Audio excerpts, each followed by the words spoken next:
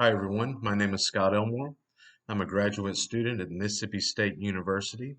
Today, I'll be presenting some of my research on National Weather Service tornado warning false alarm rates and tornado fatalities, particularly looking at the time period from 2014 to 2020. A little background about myself. I live in Mobile, Alabama. I own a company called the Guardian Canary. We're a weather alerting service and software development company. And one reason this research was interesting to me, we have a service that we provide called Imminent Tornado Alerting Service, or ITAS. It alerts our customers when their home or business is located in a tornado warning polygon and the tornado has been confirmed either through radar or from observers on the ground, ground truth, or it's been given a damage threat tag. That way, it eliminates a lot of the false alarms that can be given just with a radar indicated tornado warning. Just a little background, just some information I wanted to go over to make sure that we're familiar with the language that's going to be used in some of the research presented here. There's 122 National Weather Service forecast offices in the United States, Guam, and Puerto Rico. We'll be talking about the office's county warning area. It's essentially the area that each office is responsible for. They're responsible for obviously issuing forecasts and warnings of any kind. Tornado warnings, obviously, they consist of a polygon and a length of time. Forecasters that issue these tornado warnings can issue severe weather statements, or SVSs, to amend the original tornado warnings. They can trim the polygons that were originally created. They can cancel, or they can just let the actual warnings expire through these SVSs. Um, Tornado warnings and also severe thunderstorm warnings are verified through local storm reports.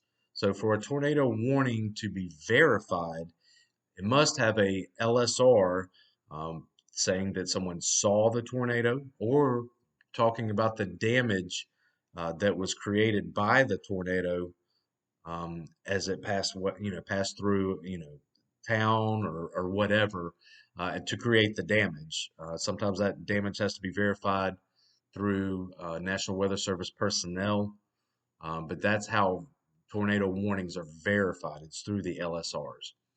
And one thing that we'll be talking about a lot here is the false alarm rate, or FAR, which is defined, in an equation form as how many tornado warnings do not verify, do not have an LSR, divided by the amount of tornado warnings issued for a specific time span. So my research question is there any correlation between a National Weather Service office's false alarm rate and tornado fatalities in their county warning area? In particular, is there any correlation between tornado fatalities and the National Weather Service office's false alarm rate for a specified time span before the fatalities occurred? In this study, we're going to look at 30 days before the fatality occurred, 60 days, 90 days, 180 days, and then 1 year, 365 days. My hypothesis is that there will be a moderate to strong correlation between tornado fatalities and the National Weather Service Office's false alarm rate for time spans between 90 days and 365 days. Looking at some of the previous research done on this topic, first and foremost, it's most people know that are familiar with the National Weather Service that tornado false alarm rates for offices is around 75%. For the time span of this study, the false alarm rate for all of the offices was 74.41%. So that coincides with the research that Lemonall found in theirs, and that's a pretty going thing known that 3 out of every 4 tornado warnings is a false alarm. It doesn't verify. During the time frame of 1995 to 2018, the United States experienced 1,775 tornado fatalities from 495 killer tornadoes, with the majorities occurring across the Mid-South. And I think that's you know quite relevant for this study. And because coinciding with the tornado fatalities, the highest false alarm rate is in the Southeast. Now that can be because there's more tornadoes in the southeast, over the past 2 decades, whatnot, but there is a higher false alarm rate in the southeast. In a study done by Simmons and Sutter, they were able to draw strong relationships and correlations between false alarm rates and tornado deaths. In a study done by Stokoe, um, they found that a perfect warning scenario does not guarantee that a person will take shelter. They could have everything done correctly in their warning, get it to the person, and they would still not take shelter. In fact, only 56% of the participants in this study actually took shelter when they were told they needed to take immediate shelter. Ripberger and all study kind of coincided with some of this that was found by Stokoe. There's a high inaccuracy, or a high inaccuracy leads to mistrust of the National Weather Service, which leads to inaction. However, on the flip side, Limonall in their studies found that um, people in the Southeast didn't really know what the true false alarm rate was. And they, might not follow the accuracy of the warnings that close. They actually found that people who thought there was a higher false alarm rate actually took more action than those that did not believe that. Okay, so how did I go about doing this? I obtained all the National Weather Service offices tornado warnings that were issued and got all of the verified tornado warnings issued from 2014 to 2020. Now, I know 2014 seems like an odd year to start with for looking into this type of research, but the reason I chose that 2014 is when the National Weather Service established NWS Tornado on Twitter. And that account tweets out every single tornado warning and every single SWS, severe weather statement, update to those tornado warnings. So it's a massive amount of tweeting from that account to the public when any tornado warnings are going on. And other research that I've done or things that I've looked at when I worked at the National Weather Service in Goodland, Kansas, it was seen that that actual account, the tweet that goes out from that account, is the least enacted on from the public, put out by the National Weather Service. So that's why I started with 2014. The influx of info, the ways that many people get warnings, just started there and went to 2020. Then I calculated the false alarm rate for every office per year. Essentially, you did that by 1 minus the verified tornadoes divided by the issued tornado warnings. And then I obtained tornado fatality information for the same time span. Each tornado fatality location and date was recorded along with the National Weather Service office county warning area in which it occurred. So I took, the county that these deaths occurred in, matched it up with the National Weather Service office county warning area that it belonged in to compute, where these occurred and which office it belonged to. The false alarm rate for the corresponding National Weather Service office that had that fatality occur in their area was calculated for the previous 30 days, 60 days, 90 days, 6 months, and then 1 year from the date of the fatality. After I accumulated all that information, I ran correlation tests to see if there was any correlation between the tornado fatalities and the corresponding false alarm rates for the different time spans. I also ran correlation tests for the overall false alarm rate of the National Weather Service offices and the total amount of tornado fatalities for the time span. And I ran it on the number of false alarms total in total issued by the National Weather Service offices and tornado fatalities for the same time span. All of the tornado warnings were verified with LSRs. I used the data from Iowa State University's Iowa Environmental Mesonet Cal page, and then all of the tornado fatality date and location information was taken from NOAA's SPC Storm Prediction Center's website. So some of my results, here are the results for 30 days for each of the years.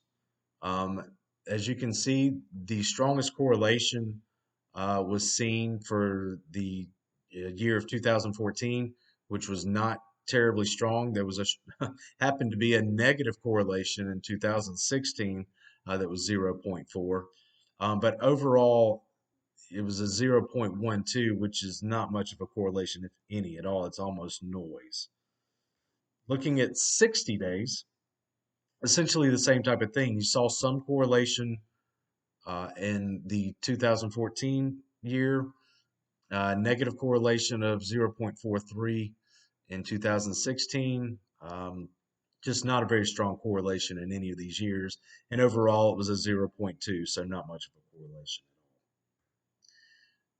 The results for 90 days, seeing some of the same things.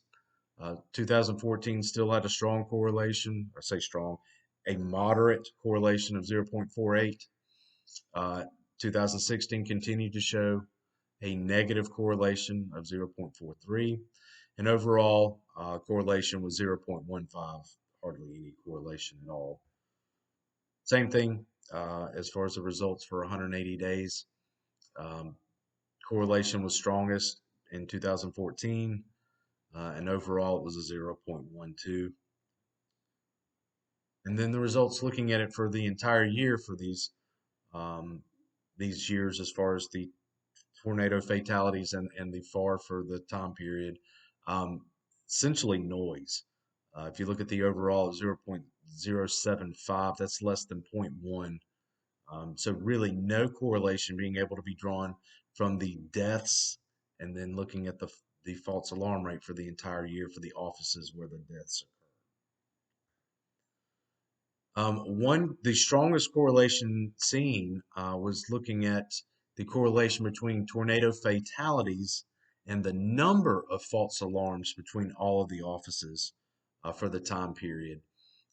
So instead of taking the false alarm rate, actually looked at the amount of false alarms that were issued by each office and then did the correlation test there. And that was the strongest at 0.54. Still not a strong correlation looking at the two things.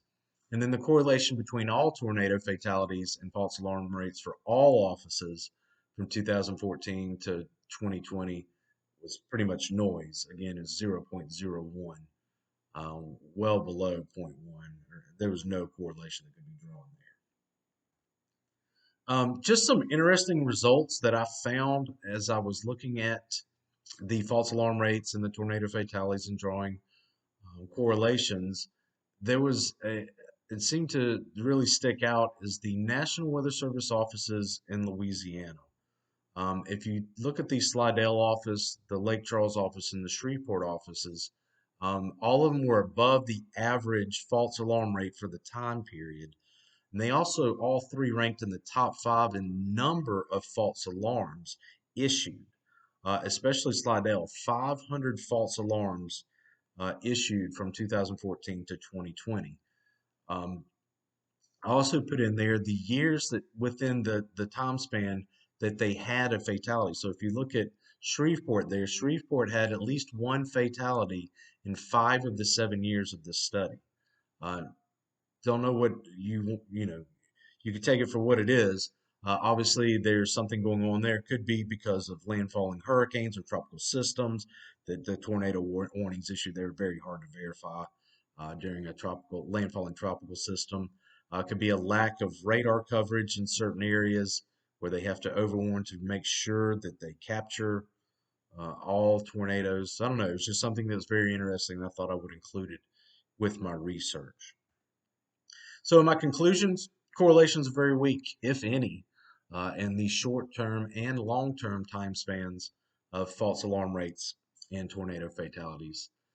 Many of the National Weather Service offices with tornado fatalities had 0% false alarm rates because of tornadoes issued in 180 days in shorter time spans. If you look at like take an office in Minnesota, if they had a tornado fatality in May, well, if you go back 180 days, you're getting into wintertime, uh, and even into the 90-day mark. So they're not issuing any tornado warnings during that time span, which allows for them to have a zero false alarm rate.